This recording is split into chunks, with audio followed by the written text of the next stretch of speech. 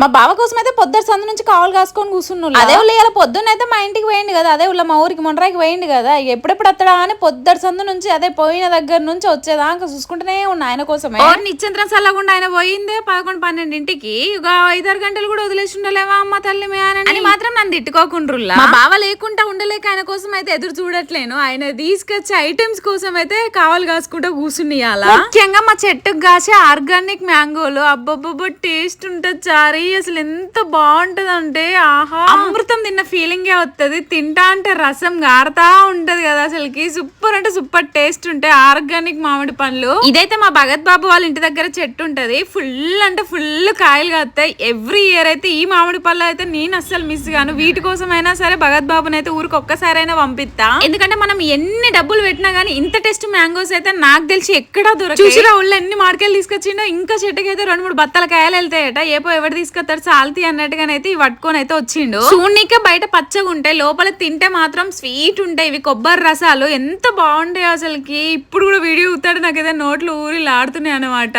Taste గుర్తొచ్చేసి. ఈ ముడ్డిగోల్స్ అయితే చిన్న 21st కి అయితే మమ్మీ వాళ్ళు పెట్టిల్లు, అప్పటి సందు నుంచి ఇంకా పిన్ని వాళ్ళ ఇంటి దగ్గరే ఉంది, ఇంకా అది కూడా తీసుకొని అయితే వచ్చిండు. ఈ గాజులు అయితే మహాగాడికి అయితే ఇంకా మా పెద్దమ్మ తీసుకొచ్చిందంట, వాళ్ళ క్యూట్ అనిపించినాయి. ఇంకా మటన్ అయితే ఊర్లో ఫ్రెష్ కోతారు కదా, మా భగత్ బాబు పోయిన రోజు అయితే ఆదివారం కదా, ఇంకా అందుకోసం అన్నట్టుగా అక్కడ ఫ్రెష్ గా దొరుకుద్ది. మళ్ళీ 350 రూపాయలకి అరకిలా అంటే ఇంకా పొద్దున్న పిన్ని కాల్ చేసి తీసుకోమంటే తీసుకుంది. వాయిస్ వినిపించండి అంటున్నారు కదా, మీకోసం ఒక చిన్న క్లిప్. ఏం కావాలి? జ్యూస్ కావాలా?